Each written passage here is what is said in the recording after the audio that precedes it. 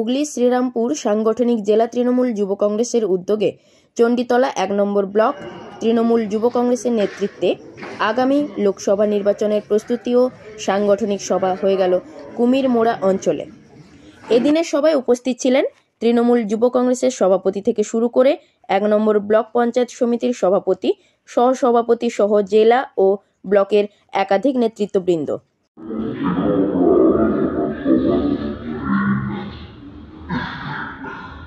Young জেনারেশনের ওপর আমার চণ্ডীতলা 1 ব্লক অনেক ভরসা আছে, কারণ ইয়ং জেনারেশন ছাড়া, যুব ছাত্র ছাড়া বর্তমানে যারা মাদার আছেন তারা তাদের সান্নিধ্যকে নিয়ে কাজ না করলে আগামী দিন আমাদের নেত্রী যে নির্দেশ দিচ্ছেন, অভিষেক ব্যানার্জি যে নির্দেশ দিচ্ছেন যে সবাইকে নিয়ে চলে আগামী দিন আমাদের সাকসেস হতে হবে, সেই ক্ষেত্রে যুবদের প্রায়োরিটি ফার্স্ট। যুবদের না নিলে আমাদের মাদার এগিয়ে যেতে পারবে না। যুবরা আমাদের সঙ্গে এলে ওরা আরও এগিয়ে যাবে, আরও সাংগঠনিকভাবে মজবুত হবে। আমাদের পরামর্শ সবসময় থাকবে যুবদের প্রতি। আমাদের যারা মাদারের সভাপতি আছেন, আমরা আছি, মলাবুলা রয়েছেন, প্রত্যেকে আমরা যুবর সঙ্গে দীর্ঘদিন ধরে আমরা একটাই কথা, আমার ১ নম্বর ব্লকের একটাই বার্তা যে আমাদের মধ্যে কোনো বিভেদ নেই। শাখা সংগঠন যে কেউ করতে পারে, কিন্তু আমরা মাদার তাদের প্রত্যেকটা সংগঠনের সঙ্গে সমন্বয় করে কাজ করব। দেখুন, প্রবীণদের সবসময় আমরা প্রবীণদের মতামতকে আমরা সবসময় মাথায় নিয়ে আমরা চলবো। তার কারণ প্রবীণদের মতামত, প্রবীণদের অভিজ্ঞতা এছাড়া তৃণমূল কংগ্রেস চলতে পারে না আমি মনে করি। প্রবীণরাই হচ্ছে ৯৮ সনের, এরাই হচ্ছে মমতা বন্দ্যোপাধ্যায়ের সৈনিক, যারা তৃণমূল কংগ্রেসটাকে তৈরি করেছিলেন, রক্ত ঘাম ঝরিয়ে তৃণমূল কংগ্রেসটাকে তৈরি করেছিলেন এই জায়গায়। সুতরাং প্রবীণদেরকে সবসময় আমরা প্রবীণদের আশীর্বাদ, প্রবীণদের অভিজ্ঞতা, প্রবীণদের মতামতকে সামনে রেখে আমরা আগামী দিনে আমরা এগিয়ে যাব। এটা বলার অবকাশ রাখে না, কারণ হচ্ছে আমরা যেমন একদিকে ভোলাদা আমাদের গার্জেন অভিভাবক, সনদদা আমাদের দীর্ঘদিনের লড়াকু নেতা, পঞ্চায়েত সমিতির এক্স প্রেসিডেন্ট ছিলেন, পঞ্চায়েত সমিতির সভাপতি ছিলেন এবং আজকে দলের দায়িত্ব পেয়েছেন। আমার ভাই অর্ধেন্দু যুব সভাপতি ব্লকের, ভাই পাপ্পু আমাদের জেলার সভাপতি হয়েছে যুব, আমিও যুবর করে এসেছি, স্নেহাশিসদার নেতৃত্বে যুব সংগঠন করে এসেছি। আমি বলবো যে যুব, মাদার, মহিলা আমরা সবাই এক। আমরা চণ্ডীতলা ১ নম্বর ব্লকে এটাই আমাদের নেচার যে আমরা ছাত্র, যুব, মাদারকে সঙ্গে নিয়ে এবং সমস্ত শাখা সংগঠনকে সঙ্গে নিয়ে আমরা প্রতিটা নির্বাচনে আমরা ঝাঁপিয়ে পড়ি। আমাদের কোনো রকম কেউ বসে থাকার জায়গা নেই। আমরা লোকসভা নির্বাচন, এই লোকসভা নির্বাচনে আমাদের প্রার্থীকে বিপুল ভোটে আমাদের জেতাতে হবে।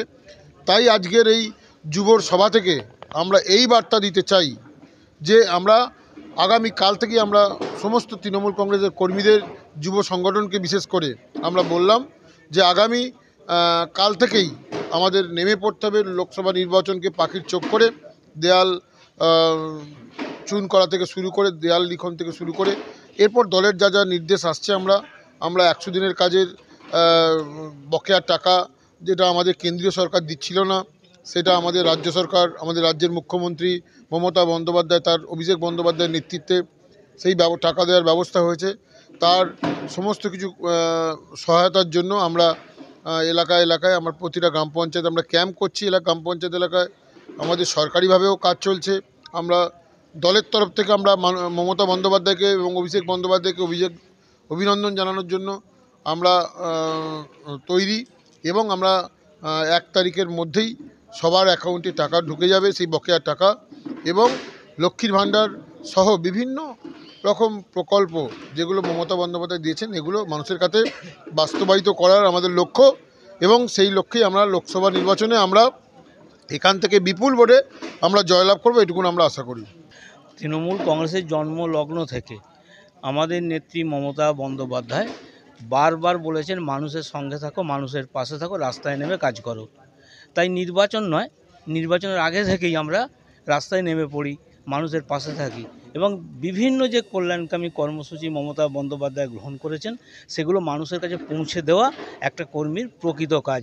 তাই নির্বাচন নয়, নির্বাচন তো প্রতীক আসবে যাবে, কিন্তু আমরা সারা বছর ধরে ধারাবাহিকভাবে আমরা এই কাজগুলো করে যাই। বিষয়টা হচ্ছে, আমার যারা পূর্ববর্তী বক্তা এই বিষয়ে বলেছেন, তবু আমি বলি যে ১৯৯৮ সাল থেকে তৃণমূল কংগ্রেস প্রতিষ্ঠা হওয়ার পর থেকেই আমিও খুব ছোট থেকে রাজনীতি করছি।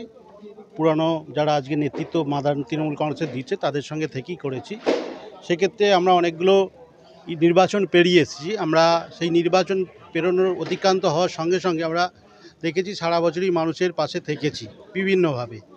তবে আজকের দিনে যে অস্থিরতা তৈরি হয়েছে সারা ভারতবর্ষ জুড়ে, শুধু সারা ভারতবর্ষের সাথে সাথে পশ্চিমবঙ্গে নতুন করে যে একটা অস্থিরতা তৈরি করেছে, বা সারা ভারতবর্ষের মধ্যে পশ্চিমবঙ্গে একমাত্র মহিলা মুখ্যমন্ত্রী আমাদের সভানেত্রী মাননীয় মমতা বন্দ্যোপাধ্যায়। তিনি তো শুধু আমাদের মুখ্যমন্ত্রী নন এবং সর্বভারতীয় তৃণমূল কংগ্রেস সভানেত্রী নয়, তিনি হচ্ছেন সারা ভারতবর্ষের বিরোধী দলনেত্রীর মুখ। তাই তার চিন্তাভাবনাতেই, তার অনুপ্রেরণাতেই আমরা সারা বছর মানুষের পাশে থাকি এবং নতুনরা সেখানে অনেক ক্ষেত্রে উজ্জীবিত হচ্ছেন। এবং দেখতে পাচ্ছেন যে সমস্ত প্রকল্প, নতুন নতুন প্রকল্প আনছেন, কন্যাশ্রী, রূপশ্রী থেকে শুরু করে কর্মসাথী থেকে বিভিন্ন প্রকল্প আসছে, সেখানে অনেক ছেলেরা বা অনেক মেয়েরা নতুন করে উজ্জীবিত হচ্ছেন, উপকৃত হচ্ছেন। সুতরাং আমাদের যে সারা বছর যে পড়ে যে রেজাল্ট হয় আর একদিনে পড়ে যে রেজাল্ট হয়, আমরা সারা বছর পড়ি, সুতরাং আমাদের রেজাল্ট ভালো হবে। এবং সেক্ষেত্রে আমাদের যেটা হয় যে আমাদের সেগুলোকে প্রতিনিয়ত চর্চার মধ্যে রাখতে হয়। সেই চর্চাটা আমরা কন্টিনিউ করি। আমাদের যোগ্য নেতৃত্ব আছেন, জেলা সভাপতি, যুবর এবং আমাদের নতুন নবনিযুক্ত ব্লক সভাপতি মাদার তৃণমূল কংগ্রেসের আছেন। ওনারা যেভাবে নির্দেশ দেবেন আমরা আগামী দিন আরও অনেক বেশিভাবে এগিয়ে যাব এবং তৃণমূল কংগ্রেস 1 নম্বর ব্লকে অনেক বেশি সংগঠিত হবে, অনেক শক্তিশালী হবে। এমনিতেই হুগলি জেলায় গত বিধানসভায় 2021 বিধানসভায় সবথেকে বেশি ভোটে লিড দিয়েছে এই চণ্ডীতলা 1 নম্বর ব্লক এবং চণ্ডীতলা বিধানসভা। আমরা সেটাকেও অতিক্রান্ত করব আগামী নির্বাচনে, এই আশা রাখি।